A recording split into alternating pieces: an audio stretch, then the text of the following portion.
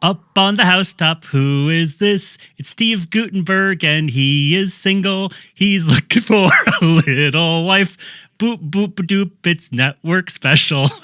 Now, Nathan. Wow. Wow. You are shaking your head at me, and I feel like I was very nice about the bus choir. I'm just going to say I didn't hear one reference to poop. That was my audition piece. I'm trying to go in a different direction. You know, I'm solely poop parodies. All right, I'll try it again. Up on the housetop, who is that? Steve Guttenberg, he's got a poop. Loop, boop, a doop, boop, boop, troop. What? I mean, I don't know. I'm not hearing anything about Crystal Bernard. All right. Well, as the founding member, I'm guessing, of the bus choir, which is, of course, is the parody choir that you and other gentlemen had when you were in grade school, middle school? Uh-huh. Elementary school. And a woman, too. Oh, very diverse. Mm-hmm. Okay. We haven't planned this, but I want you to take a crack at it. Give me the best Up on the Housetop parody about this film. All right. And I'd better hear some poop talk. Let's see. me. I don't know the words to the song. Up on the housetop. Yeah, that was very important with what I was doing, is nailing part, right? Every word. Well, you know how I do. I look for words that rhyme with poop terminology. And if there isn't one, then I really don't enjoy that kind of song to parody. Sure. Boy, he's really biding some time, huh, Producer Jeremy? Sure is. Yeah, I'm here waiting to laugh. Making a real meal out of it. Okay. Been recording for 20 minutes now. Dingle bells, dingleberry bells. Guttenberg and Crystal Bernard. It changed the song entirely. That's why he's the king. I'm the king. That was off the cuff, too. Yeah, wow, you almost got all the way through it. Well, everybody, if you have gotten all the way through that and you haven't shut it off and thrown your phone out the window, you're listening, of course, to Network Special, the best podcast you could possibly listen to if you want to hear a podcast about the golden age of appointment-based television, the era when you had to watch something when it was on television, and now thanks to the magic of the internet, we can watch these things again and again. And ho, ho, ho, it's me, one of the co-hosts of the program. It's Zachariah Durr. And who is there?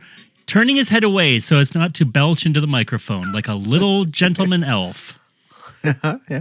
It's Nathan Shear. And, well, yeah, Nathan has coal lung. Sorry, everybody. And in the booth, who is our favorite Mrs. Claus? Jeremy Demery. Merry Christmas, everyone. Everyone, regardless of faith or creed. Don't care. Not interested. That's what producer Jeremy sounds like. And we are smack dab in the middle of the holiday season, everyone, which is why we had to watch a Hallmark movie. Nathan, our first Hallmark movie. Can you believe it? Sadly, I can. This is, let's see. I was trying to think how many Hallmark movies I had seen. I had seen A Christmas Prince because somebody told me it was really wacky, and they were right. And I feel like that's not a typical Hallmark movie. Most Hallmark movies are about somebody in a very big, very clean house with like a kitchen island, and they're unemployed. They're unemployed, or they have a job like wreath arranger, like a super specific job that is very visual, but would pay you almost nothing, but they live in a weird McMansion. They don't believe in Christmas. And sometimes they don't believe in love, or they're looking for love, or they're not looking for love. And then they find love. And the woman wears a red sweater and the man wears a green sweater on the poster. Yeah. Am I right? Like, you live in a household of people who love Hallmark movies, right? Yes, they watch the Hallmark Channel all throughout the year. Okay. Lots of Christmas in July, Christmas in, I don't know, March. I was going to ask, does Hallmark just play Christmas movies all year round, or is it that same genre but not the Christmas? Not if you have the app, which is what we have on Apple TV. Oh, okay. Yeah, no, all of their movies are literally the exact same storyline, but they just theme it around a certain holiday. Okay. No holiday, and it's just whatever. Am I wrong, or did they finally make a movie with a black couple and they had fanfare like they had just elected the first gay president or something to that level? There is. My daughter was actually watching one of them. I think there's only one or two that are officially, but there's other. They're like, I think other networks. I think like BET or TV One or something. I think made some too, but I think Hallmark. They're trying. I think the next big, like, I think we'll start seeing a couple more, and then I think the next big one is, I think someone did a gay one, but I don't remember if it was Hallmark or if it was some other one. Like, that'll be the next big, like, hurdle or whatever that they're going to cross. And I think that one's probably going to take way longer than just having a few, ones with people of color in them. But we'll see. Usually there's always a person of color in all of these movies, but they're always the sassy friend. Best just friend. Like, sure. Yeah. Just like movies. Yeah. Yeah, or they're like the secretary or something. Nice. Right. Yeah. Aha. Okay. My next question was going to be, is the Hallmark Channel a Christian network? And that is where it has its roots. I'm looking at Wikipedia. Hallmark Channel traces its history to the launch of the American Christian Television System, or ACTS, and the Vision Interfaith Satellite Network. Wow, a not creepy at all sounding network. The Vision Interfaith Satellite Network, a station for humans. Yeah. The movies,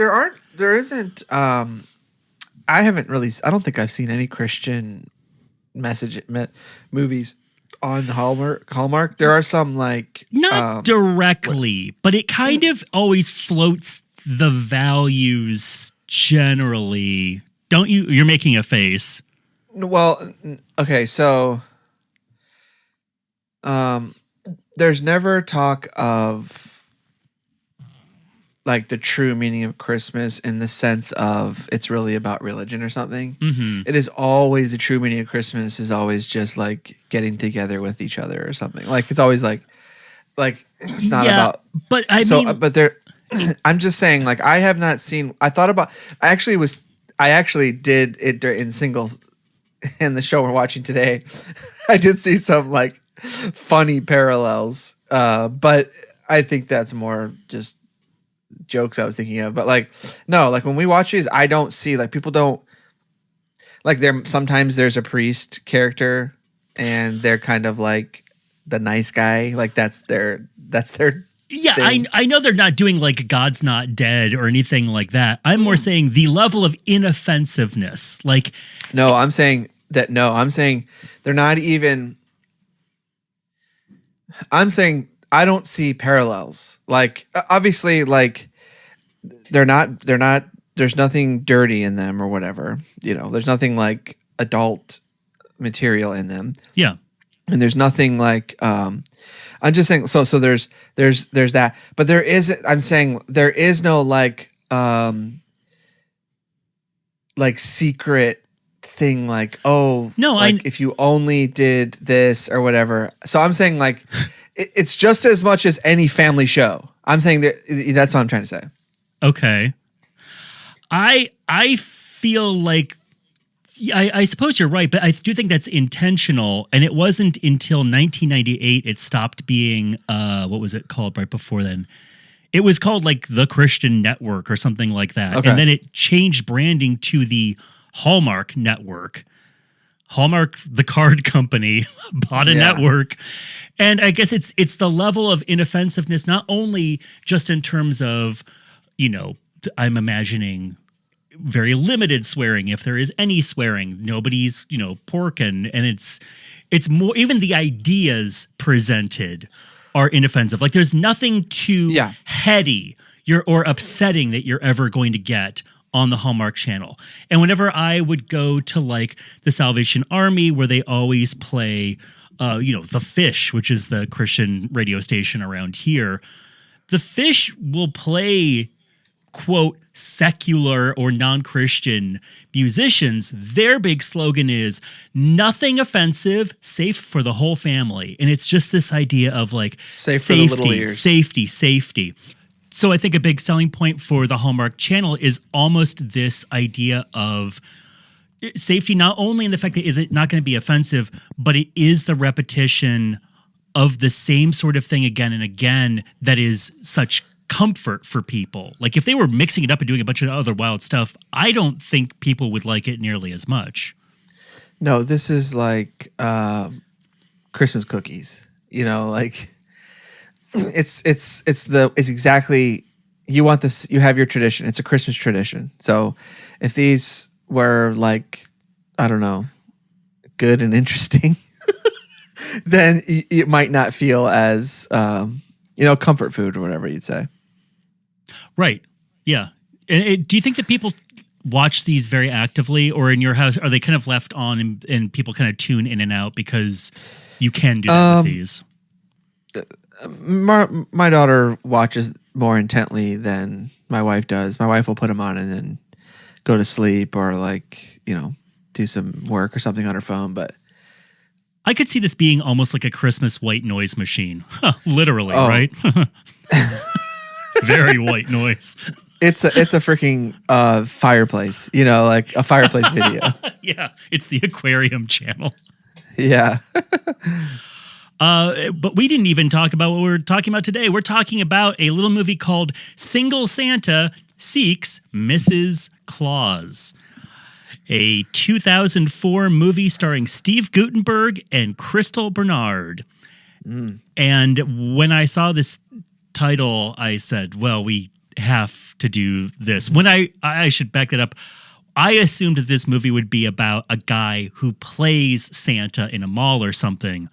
When I realized this Hallmark movie is about the real Santa Claus looking for a wife, I said, I absolutely must see this thing.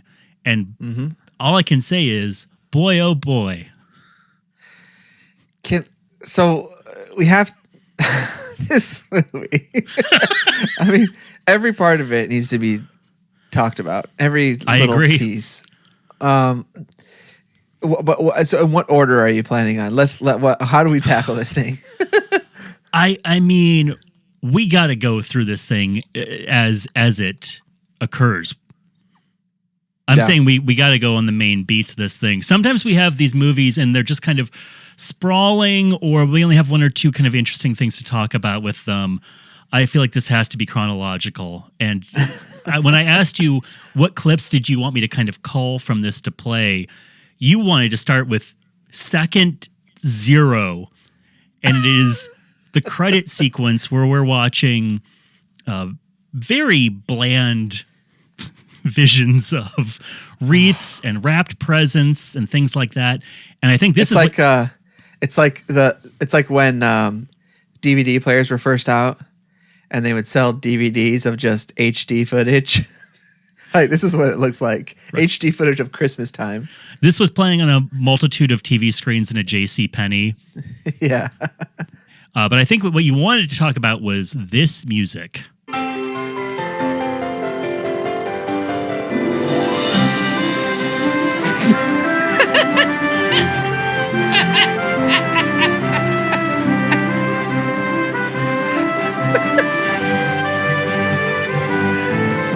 It's like somebody hit the demo key of a Casio keyboard that said Christmas.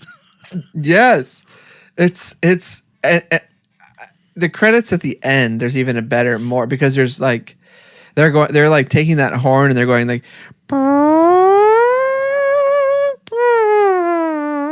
and all this stuff. Well, we once we get past these credits and we see snow globes and teddy bears and Christmas cards. Not even like I'm assuming they're Hallmark cards, but they're not. You would think that the Hallmark Channel would use this to spotlight Hallmark's line of their highest end Christmas stuff, right? To really whet the appetite of people and get them into stores. This is like Dollar Tree Christmas decorations. No, it's bad. Does Hallmark still have stores? Oh boy, do they. I was just in one and it was packed. All right, the one by us in this little dead mall that we have is like a hallway mall. It turned into an escape room. Oh, okay. Yeah, it's no longer there. No, we have. I think there's Hallmark stores, and then I believe that there is even a higher end version called Hallmark Gold Crown. Oh, I think that's what this was. Okay, maybe they flew too close to the sun. Yeah. No, but I was checking out the new ornament designs, and let me tell you, if you've ever dreamed of having Star Wars characters on your Christmas tree, they have got you taken care of. Mm-hmm. This movie, I have dreamed of that. Have you really? It was a nightmare. Oh, well, good thing it's an escape room now. Yeah. Good thing it's Santa's Silly Escape. We start out, and we are. I figured through all the wood paneling and the macrame on the wall that it was supposed to be in the 70s. And we see Santa himself, that jolly old elf. They don't put a date or anything on there, right? No, I got this Nothing. through context clues Okay. of the decor. And there was brown shag carpeting. And I was going, I know Hallmark at least makes everything look clean and like everything is scrubbed. This can't be where our heroes live, this Roseanne house. But Santa comes out. He looks at the note left for him and he goes, oh, I can't fit that in my sack. And then you see a little girl come out and she's really disappointed because what she wished for was a daddy for Christmas. Yeah, her dad not to be dead. Yeah. Or gone. I'm guessing people don't get divorced or leave their families in Hallmark movies, right? They just drop dead. Yeah, it's mostly death. That's the kind of weirdly the okay trauma that every Disney and Hallmark movie puts their characters through is somebody has a dead person in their life, because if you had to deal with the ramifications of somebody leaving or divorce, I would assume that would be too triggering for some people. It feels like it would be like too much storyline. Like you'd have to do too much with that. Where if someone's dead, you just point to it and then you get all your information from that. I would believe that Hallmark is looking to hire as few actors as possible. Exactly, yeah. Then we go to now we get a title card that says present day. Yeah, that's where I was like, oh. Yeah. That was my context clue. Was them saying it. Yeah. And we now see Beth, the little girl, in her house. No shag carpeting. Everything's white. And she is a mom. She is trying to have it all. You can tell that she's very busy because she's talking on a cordless phone. And she has a little made-for-TV movie boy eating Berry Blast cereal. And he also eats almond raisin crunch. He does. Did you notice that both boxes have the exact same artwork except with different lettering on them? You know what's interesting about her? Okay, so her job, right? They do not say what her job is. They just talk about what the work needs to be done. And so here's what I've figured out that she is. She is a graphic designer. She's a copywriter. She's a associate creative director. And Nathan, she also pitches. She pitches the work. She works in advertising, which means you do everything. You do every single thing ever. piece of the campaign. By yourself. Yeah. Well, and your overbearing boss. Who does not do any of it. Kind of. He just shows up to the meeting. He shows up to the meeting and smiles at you if you do a good job. Yeah, that's how my job is. Yeah. This lead is Crystal Bernard, who I didn't know because I never watched Wings, but she is a lead actor on Wings for a long time. And she has a head of hair that I was convinced was a wig. But after seeing other pictures of her, I think she just blow dries all the life out of it. Do you have any opinions on this? Is that why she is featured on the website you sent me, Super Hair? Yeah. Everyone go to superhair.com and look at the early 2000s windows or frames layout of Crystal Bernard's hair. That is being updated today still. Oh, is it really? Yeah, I went to, like, you sent me the link that went straight to her page that looks like a GeoCities page. Yeah. But if you go back to, like, the main domain, it's being updated now, like 2021. Oh, that's beautiful. With that same look. Oh, I love it. I love that. So no thoughts on it's just wigs? a website that is, no, I don't. I thought, I just kept thinking, like my wife said, she has the exact same haircut I had when I was going to Bible college back in 1997 or something. I thought, I don't mean this to sound cruel. She has a look that I assumed she would get a makeover halfway through the film so she wouldn't look quite so Bible college anymore. I don't know. She's fine. She looks like she did on Wings, I think, if I remember.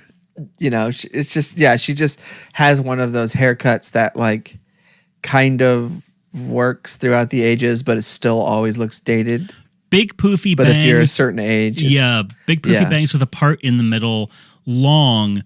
And also, I don't know. It felt like a wig. And her son is played by Dominic Scott Kay, who I will say is a good child actor. I usually have very short temper for child actors. And I was like, oh, this kid did a good job. He plays Tom Cruise's son in War of the Worlds. Okay. And I said, oh, what is he up to now? And I've sent you his website, Dominic Scott Kay. Let me also send you my favorite promo picture of him. And I want you to look at this and describe this look for me. Hold on one second. By the way, that website is super-hair.net. Oh, okay. Super hair. If you're interested. Hair.net. And Dominic's website is dominicscottk.com. Whoa. This picture looks like he's in the movie Twilight. It's very Twilighty. He has one. Like his eyes look like vampire contacts are in there. I think he does have vampire contacts in. He has one massive sleeve tattoo that goes all the way down to his fingies. And he has, it said that he was an entrepreneur on his website. And I was like, oh, what a cryptic thing to say. That kind of translates to he has his own production company. He has a single out. He is a musician. A hair-themed single. I want to play you a little bit of what this child is playing right now. When Your Hair's a Mess or something is the name of the song? Yeah, he has a song called When Your Hair's a Mess. Time to get flagged.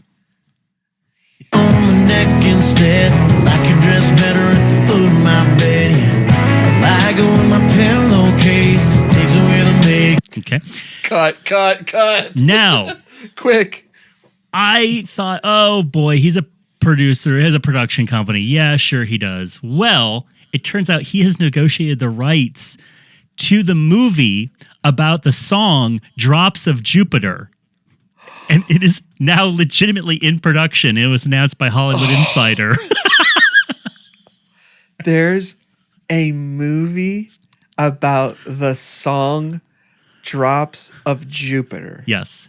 And it is, I believe, about a woman with some sort of disease falling in love with a person. Okay, so it's not about the making of the song. I wish it was this Beatles Get Back style about the guys just struggling to come up with the song. No, it's not. Wow. Yeah. So let me ask you something. Ask me anything. Listening to that song, did you hear any inspiration from bluegrass or Motown? Oh, mostly Motown. Yeah, because that's what he says his influences are. Oh, yeah. I felt like I was sitting on the dock of the bay listening to that song. Now, this mom, like we said, the kid wants to spend time with her. She has to spend a lot of time advertising, but she loves her son. You can tell there was a big note. It's like, make sure that she keeps saying how much she loves her son so she doesn't look neglectful and abusive. Because every 5 seconds they're saying how much they love each other. I'm like, guys, get a room. Then she has to rush into Advertising Incorporated.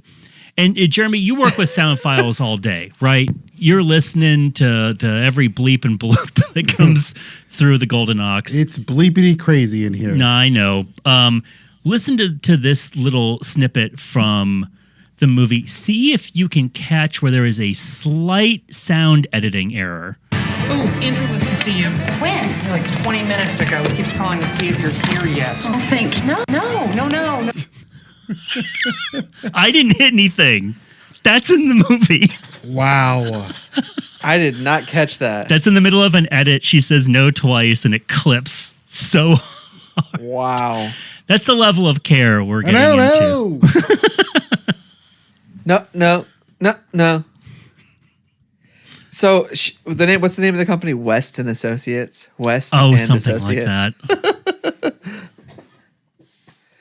Yeah, and okay, let's talk about so she's just about to get this big account, right? Mm-hmm.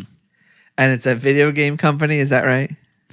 They've just been called, yes, that's right, Hennessy Games. Yeah. And what is this game called? Oh, well, it's their newest game, Mighty City. The hottest toy of the year. This is a big deal. She's going to have to work over the weekend, which means she's leaving her Moppet son in the dust. But it's going to be fine because Mighty City is going to be the hottest video game for 6 to 10-year-olds. So keep that demographic in mind. Cut to the most overacting elves I've ever seen in a Santa production. They are so happy to be sorting mail. The head elf who you're seeing shuffling through mail is going, yeah,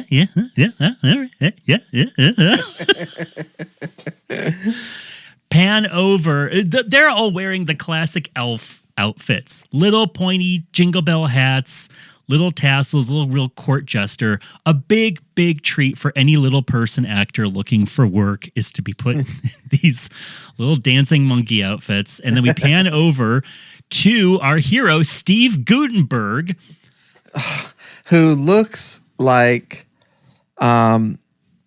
he's young. He's not an old Santa in this, not yet at least.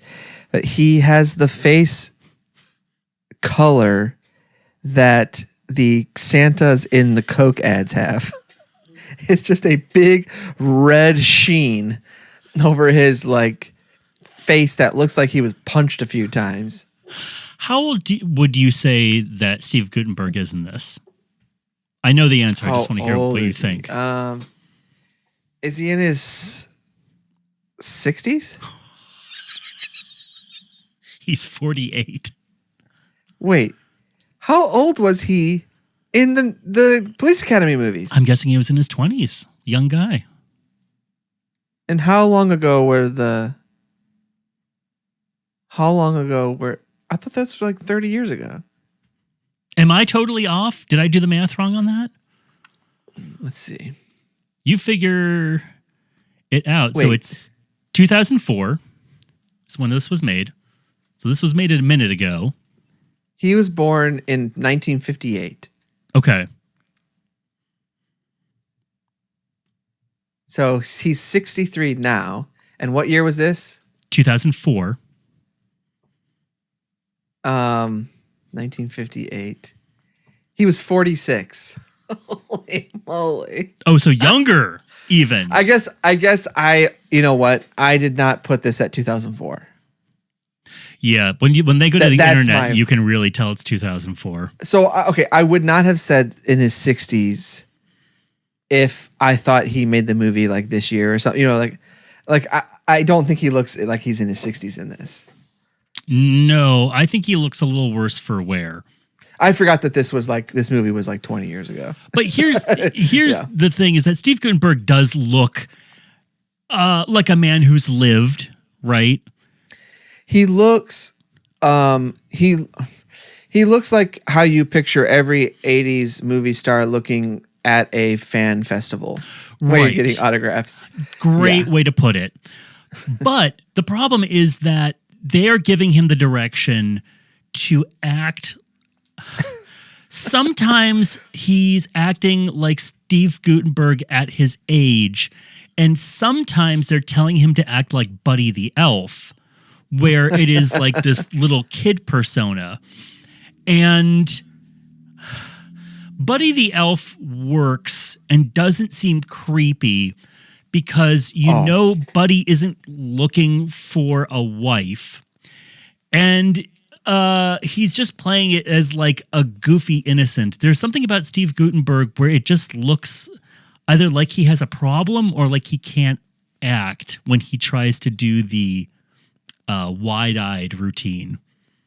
The acting is so weird. I don't know what people think about his acting skills, but it does seem so it was like someone was saying like, look, we want you, the inspiration is advertisement Santa Claus.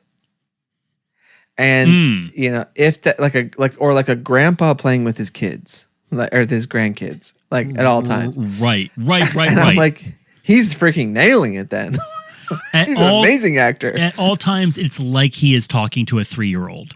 Yeah. Yes, that's a good way to put it. And Steve Guttenberg is just hanging with the elves, goofing with a electric car, a race car. And turns out Steve Guttenberg, or Nick, has a problem.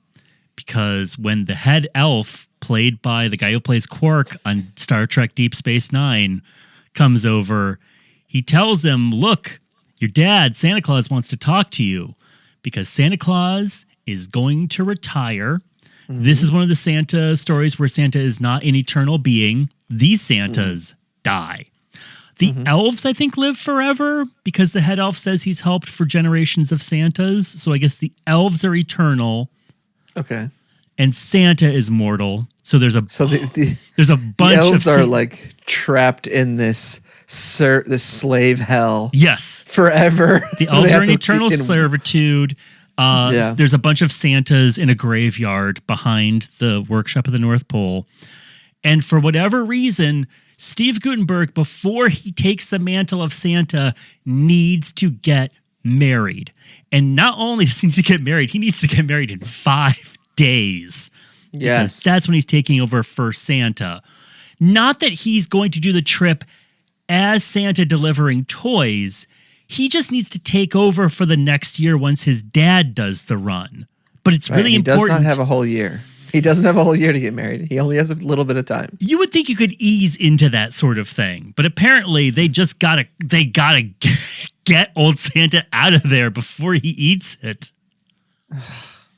Well, I guess they did say that he was 3 years past his retirement age. Yes. A depressing thought. Yeah. So the new economy has hit the Santa profession too. And so, of course, what do they give Nick? A list of single women who all live in a couple block radius in Southern California on a little scroll. They say that, like, here's a list of the most eligible women, and they all, like, these are the women who are the most likely to be a Mrs. Claus. And for some reason, they mentioned that they all live in Southern California very specifically, as if that is a place where people who would be good Mrs. Clauses live. Yeah, right. And what's really interesting about this is that it is presented to him as if to say, like, listen, here's women that will do this. Don't you ruin this. Don't ruin this. These women are perfect for this, right? He goes to every person on the list. They don't even want to talk to the freaking guy. Like, they shut the door in his face. I don't understand how they got on this list. What's so strange about that montage, and we're jumping ahead a little bit, is that you would think this movie could have some fun with showing Santa on bad dates, right? It's like an audition scene in a rock movie where, like, you see all the musicians who are really bad in a montage, and you can have fun with that. And you could have fun with, like, maybe he meets somebody who's too crazy for Christmas and it freaks him out, or, you know, there's all the different things. It is a wordless montage of him saying something we can't hear and doors being shut in his face. I'm assuming he's saying to them, "Hi, I'm Santa Claus. Would you like to be my wife?" I would assume that has to be it. There's another great cut where by the side of the door, it says on the sign, "Welcome to the Ricci's household." And then it cuts to him crossing off the name like Carly Tracy. A totally different name. Yeah. But so we haven't quite gotten there yet, because we go back to the ad agency and we meet the head of Hennessy Games, who looks like a college sophomore. Like, he has a bad beard. He's kind of crammed in an ill-fitting suit. This is a student project that he's trying to sell. They very quickly tell him in a PowerPoint presentation that Mighty City appeals most to 6 to 10-year-olds, and so they should put Santa Claus in the ad.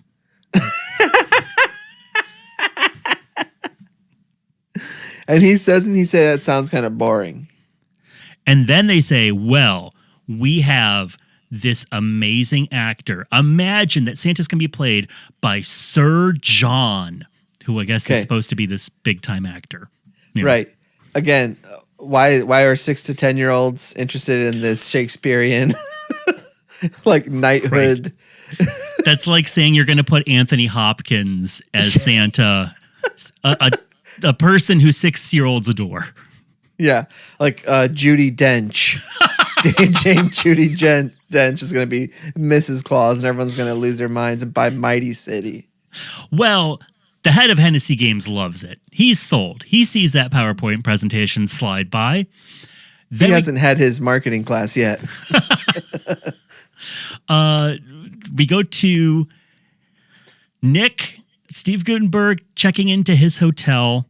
And apparently he has roofie powers, because he can blink and like kind of Jedi mind trick people into thinking things or doing things for him. It is Jedi mind trick. Like, he can go, they'll say, "Oh, we don't have room," and he says, "Oh, I think you do have a room," with his like eye and hand, and they go, "Yeah, we have a room." Yeah, they play a little chime. It's really creepy. Like, it's not charming and magical. You need a younger guy in this role. You need a guy who is like tops 35 and can play energetic. And there's just something about an older man doing mind tricks on a young woman working behind the desk. It just does not play well. And he's not, Steve Guttenberg also really isn't funny. Like, I could see him being lighthearted in something, but he's not a comedian. Well, what was he in Police Academy? He kind of was the straight man. He was the lead. I mostly knew him from Short Circuit. He plays the inventor of Johnny Five the Robot. And so he's Wait, just kind of like no, well, your hold on. amiable. Yeah, Wait a second. I can wait for anything. Hold on a second. I don't think that's Steve Guttenberg. You don't think that's the Steve? Isn't that? You don't think that's Goot Goot? Hold on. I'm thinking of Short Circuit 2. Well, that's Fisher Stevens. right. I was Yes. like, wait a second. Never Steve mind. Guttenberg Totally is different. not in the sequel, but Fisher Stevens plays a Indian man in each one. It's very cool. Yes. It's a very subtle performance. That's probably why you remember it, because it's so tasteful. So he checks into a hotel. This is the flattest looking movie I have ever seen. Everything has the atmosphere of a parking lot. Everyone lives in a 1-story house. They go to a park. There's nothing. It's flat. They go to the office. They're all on the first floor. You can see the parking lot from every window. It was driving me crazy. This was my theory about all of the women on the list being from Southern California. Like they were just like, listen, we have a 500 square feet space in all of Los Angeles to do all the stuff we want to do. Absolutely. So everything needs to be filmed within this block. So all of these girls need to also live in Southern California. Put that in the script. Well, not only do all these girls live on the same block, it's the same block that the advertising firm is shooting a commercial with Santa Claus in front of the ugliest house I've ever seen, with like cotton thrown on it to look like fake snow. Mm-hmm. And Sir John is dressed as Santa, and he's acting with this little girl. And Sir John does not enjoy working with children, and he kind of yells at her and harumphs off. Sir John is played by Clement von Frankenstein. Really? And you can laugh like, oh, haha, like the book Frankenstein. That's exactly what it is. The book Frankenstein was inspired by his family. Well, hold on. I'm not kidding. And he is in the movie Young Frankenstein because of that connection. Hold on a second. Yeah. What is the connection? What is Frankenstein? What is the book was written about his family? It's not written about his family. I mean, but the why name is it of the inspired by family his- was inspiration to Mary Shelley, because his grandfather, let's see, George Führer von und Frankenstein, who was an Austrian ambassador to the court of St. James, and the guy who plays Sir John, his parents both died in a plane wreck, and he studied acting at Eton with his adopted British parents and then came here. This guy has had a crazy life. I started reading about it and I was just like, okay, this is too much. He's died a couple of years ago, unfortunately, but Oh, yeah, we could have got him on the show. I know. It sounds like he lived a full life and he could have told us all about it. Interesting. Yeah. How much stuff was he in? He has 127 movie credits, including his in major stuff, not just in Single Santa Searches for Mrs. Claus. Yeah. So Nick, our single Santa, he is getting down the list, and he walks by the location where they're filming, and he witnesses Sir John yelling at this little girl, and Nick decides he's going to step in and intervene. Oh, actually, I'm sorry. First, a light almost falls on Beth, and he saves her. And So that's first. I was trying to remember in what order this happened. That happens first. And then Steve Guttenberg goes over and talks to the little girl, and he says the not at all creepy line. He goes, "Oh, looks like you're trying to remember your lines." He goes, "I find that little girls remember their lines better when they're relaxed."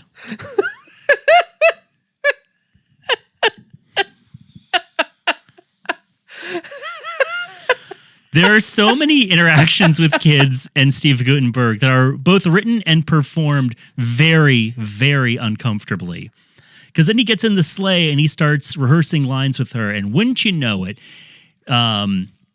they think he is just brilliant as acting as Santa. But Is he? Because this is what happens here. Okay. Okay, and I'm gonna say the line. Come fly with me, my child. Come with me on a magical mission that only your imagination could conjure up. Oh, Santa, you mean I can come with you on your sleigh? Right! I did it! You sure did! I got it right! Yay! That was terrific. That's the other thing we should point out is that every time Steve Guttenberg laughs, it's with variations of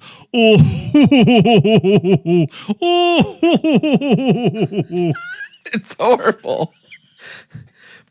And so, yeah, the reason why she says I did it is because the reason why the guy was mad at her is because she said sled instead of sleigh. Yes. So, okay, he,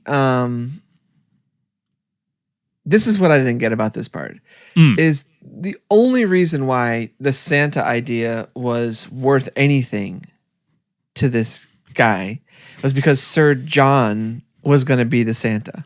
Yeah. Now they're switching it up and the guy's still okay with the Santa idea. Well, you heard that performance. Didn't you fall in love? I thought I was hearing I was real relaxed. Kris Kringle. I felt like I was listening to Kris Kringle while getting a warm bath.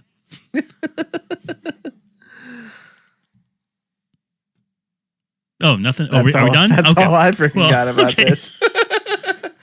Well, the advertising firm just loves it, and they try to track Steve Guttenberg down. They go to the hotel, and everyone at the hotel is in love with Steve Guttenberg. So they say, oh, yeah, he said he was going to go to this community college where I guess somebody who was on the Mrs. Claus potential list. And again, we don't see the date. We see the very end of the date. They are outside of this community college. Steve Guttenberg is standing on the edge of a fountain, and the girl he's on a date with is sitting on a park bench opposite him. And he goes, okay, well, thank you for coming. And he reaches, without stepping off the fountain, reaches way far out, and they shake hands, and then she leaves. It's a very confounding date scene. But Guttenberg gets the gig. He's going to play Santa. The head elf starts tracking him down and says, look, we got to make a move here. Stick to the list. This girl is just going to be distraction. Not only is she a distraction, she doesn't believe in Santa because we didn't resurrect her dead dad. Like every adult in this universe. It's always odd. It's not as odd for this because I believe that this movie is supposed to be made for adults, ? But it's always really weird on TV shows and movies made for kids or made for the whole family where the main thrust of the idea is Santa isn't real. People don't believe in Santa, but you need to believe in Santa because Santa is real. It seems like they keep placing the idea of Santa not being real in kids' heads. Like, just make it, if it's a kid's thing, just make it, he's real. He's real all the way through. What I don't understand is why adults don't believe in Santa when they wake up on Christmas morning and there are presents under the tree that they didn't put there. Right. Or is there just some kind of magic spell where they're just like, oh yeah, we bought those? That is what's so confusing about this movie that I'm assuming is made for adults. Because I get, yes, okay, like Elf, you can have a suspension of disbelief and it's operating with this magical idea. But this is too confusing. It's too confusing that everybody lives in the real world where they know Santa isn't real, but Santa is real. So does he deliver presents to people except for dead dads normally? And by the way, why can't he bring back dead dads? Yeah, I thought it was magic. I want to see a rotting dad underneath the tree saying, kill me. I exhumed your father. Okay, well, Nick is doing ads for this Mighty City game. Here's the problem. During a break, Nick plays apparently the entire Mighty City game in one coffee break. And Nathan, you love video games. This is always a problem, isn't it? Because he says level 1 and 2, those are fine. But the levels after that, you're lying, you're cheating, you're stealing. Like, what game is this? Because it looks like a Sim City game. I want the Sim City game where suddenly in level 3, you're running a crime syndicate.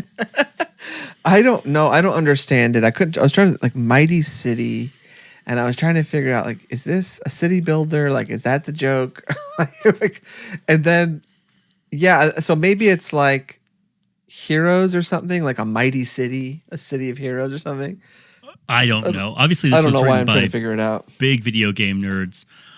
So he says, this is a problem. I don't want to market. You shouldn't do the advertising campaign for this game. Because kids are going to play this game and they're going to play a lying and cheating simulator.